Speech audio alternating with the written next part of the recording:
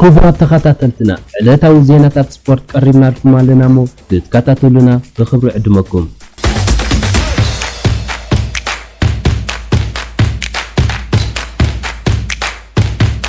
ጁሩድ ሕክምናዊ መስርሕ ከካይድ ናብ ዓዲ ጣልያን ኣትዩ። ኦሊቨር ጁሩድ መስርሕ ምስጋሩ ናብ ኤስ ሚላን ምእንቲ ክዛዝም ሕክምናዊ መስርሕ ከካይድ ናብ ዓዲ ጣልያን ከም ዝኣተወ ተገሊጹ። ቴክኒካዊ ዳይሬክተር ክለብ ኤስ ሚላን ዝኾነ ፓውሎ ማልዲኒ እዚ ነበር ኣጥቃዒ ቸልሲ ኣብዚ ሰሙን ብወግዒ ከም ዝሰጋገር ተገሊጹ። ሚላን ዝሓለፈ ሰሙን ነዚ ኣጥቃዒ ሃገራዊት ጋንታ ፈረንሳ ካብ ቸልሲ ብ2 ሚልዮን ፓውንድ ከተፈርሞ ከም ዝተሰማምዕት እዩ ዝፍለጥ። ማልዲኒ ጁሩድ ኣብ መስመር መጥቃዕቲ ሚላን ኣድላይ ተመክሮ ከም ዝውስኽ እዩ ገሊጹ። ብዘይካዚ እውን ከም ዝኽብል ወሲኹ ጁሩድ ዘተኣማሚ ተጻዋታይ እዩ። ንሕና ኣብ ሰሪኣ ብዕድመ ተጻወትና ዝናእስና ጋንታ ኢና። ስለዝኾነ ከምኡ ዝኣመሰሉ ተመክሮ ዘለዎም ተጻወቲ ክንውንን ድሌት ነይርና ክብል እቲ ዳይሬክተር ገሊጹ። እዚ ነበር ኮኸብ ተጻዋታይ ኣርሰናል ኣብ ዝሓለፈ ዓመት ስፖርት ምስ ቸልሲ ኣብ ትሕቲ ኣሰልጣኒ ቶማስ ቱከል ብቐጻሊ ወንበር ከማሙቕ ይረአ ከም ዝነበረ እዩ ዝፍለጥ። ኣብ ዝሓለፈ ዓመት ስፖርት 2020-2021 ኣብ 17 ግጥማት ፕሪምየር ሊግ ጥራይ ከም ዝተሰለፈ እውን ይፍለጥ። ጁሩድ ነዛ ኣብ ዝሓለፈ ዓመት ስፖርት ተዓዋቲት ቻምፒየንስ ሊግ ዝኾነት ቸልሲ ብጥሪ 2018 ካብ ኣርሰናል ከም ዝተጸንበረ እዩ ዝዝከር። ምስ ክለቡ ቸልሲ ኣብ ኩሉ ውድድራት ኣብ ዘካየድን 118 ግጥማት 39 ሾቶታት ከም ዘመዝገበ እዩ ዝፍለጥ።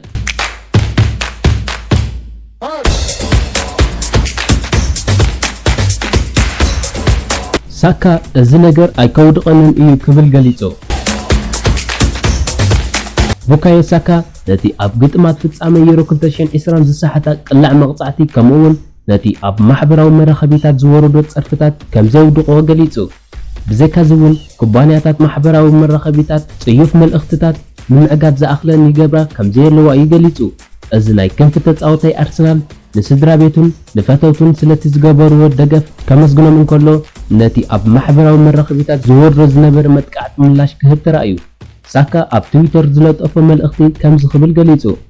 ምስ ስድራ ቤተይ ግዜ ንምሕላፍ ከምኡውን ብዛዕባ ናይ መወዳእታ ሒደት ሳምንቲ ንምስትንታን ንገለ መዓልታት ካብ ማሕበራዊ መራኸቢታት ርሒቐ እየ። በቲ ውፅኢት ከምኡውን ዝሰሓትክዎ ቅላዕ ክሳብ ክንደይ ከም ዝጓሃኹ ክነግረኩም ቃላት የብለይን።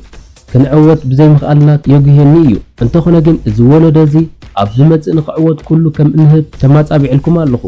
ድሕሪ እቲ ግጥም እንታይ ዓይነት ጸልኢ ክቕበል ምዃነይ ብእኑ ፈሊጠ ነበርኩ። እዚ ከዓ መድረኽ ማሕበራዊ መራኸቢታት ነዚ መልእኽትታት እዚ ደው ንምባል እኹል ጻዕሪ ክገብር ብዘይምኽኣሎም ዘሕዝን እዩ።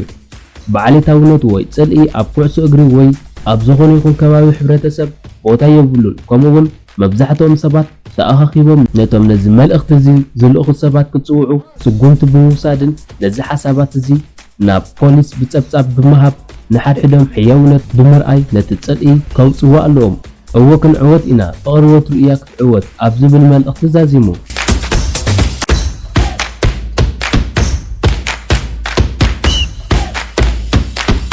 ሕጂ ድማ ናብ ሓፀርቲ ዜናታት ምስጋር ተጻወቲ ክነብለኩም። እንግሊዛዊ ተኸላኸላይ ናብ ፕሪምየር ሊግ ክምለስ ይህንጠ።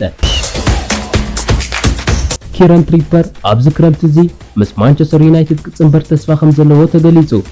ብመሰረት ሓበሬታ ማንቸስተር ኢቭኒንግ ኒውስ እዚ እንግሊዛዊ ተኸላኸላይ ንክለብ ኣትሌቲኮ ማድሪድ ኣገዳሲ ተጻዋታይ እኳ እንተኾነ ኮይኑ ግን ኣብዚ ክረምቲ እዚ ናብ ፕሪምየር ሊግ ክምለስ ከም ዝደሊ እዩ ዝግለጽ። ዩናይትድ ንትሪፐር ናብ መሳርዓ ክጽንብሮ ትደሊ ከም ዘላ እዩ ዝፍለጥ። ከምኡውን እቲ ተጻዋታይ እዚ መስርሕ ምስጋር ዕውድ ክኸውን ተስፋ ኣሕዲሩ ከም ዘሎ እዩ ዝግለጽ።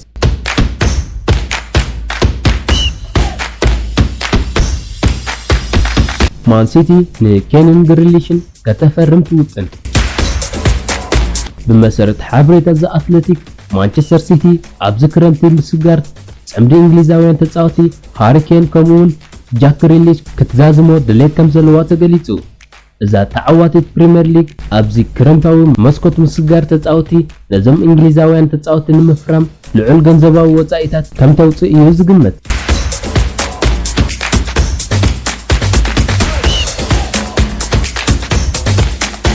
ናፖሊ ንምስግጋር ኤመርሰን ቀዳምነት ዝህብ።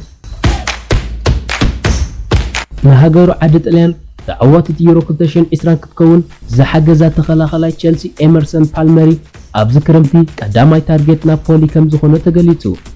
ብመሰረት ሓበሬታ ካልቺዮ ማርካቶ እዚ ናይ ብራዚል ትውልዲ ዘለዎ ተኸላኻላይ ናብ ሰሪኣ ክምለስ ትጽቢት ከም ዘሎ እዩ ዝንገር።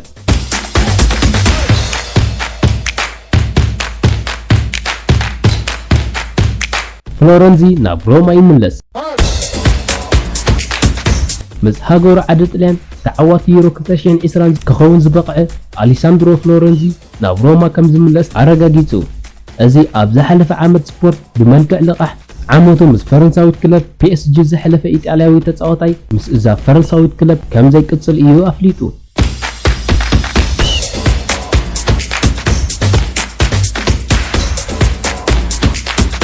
ጁቬንቱስ ንምስጋር ጂሰስ ትናዲ። بمسرت حبريتا زسان ጁቬንቱስ ንአጥቃዒ ማን ሲቲ ጋብሪኤል ጂሰስ ከተፈርሞ ትዳሎ ከምዘላ ተገሊጹ። ሲቲ ክሳብ ሕጂ ንነበር ኮኸብ አጥቃዒ አርጀንቲናዊ ሰርጂዮ አጉዌሮ ከምዘይተከእቶ ይፍለጥ።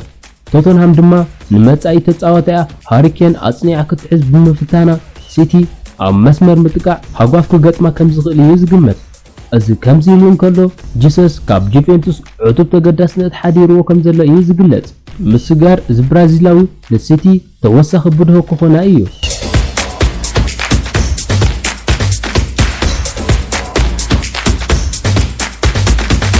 አርሰናል ቶተንሃምን ንኣዋሪ ይከታተላ።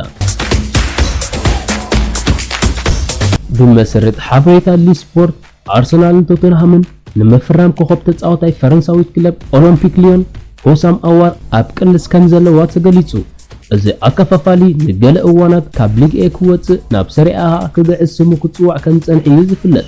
እንተኾነ ግን ኣብዚ ግዜ እዚ ፕሪምየር ሊግ ከምኡውን ለንደን መዓልብኦ ከም ዝኾነት እዩ ዝግለጽ። እዚ ድማ ምስ ዘጋነርስ ወይ ድማ ምስ ስፐርስ ክጻወት ከም ዝኾነ እዩ ዝፍለጥ።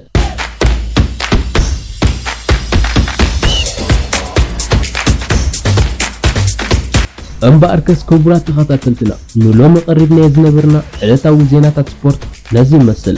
ኣብ ዝመጽእ ብኻልእ ትሕዝቶ ክሳብ ንራኸብ ተሰናዩ።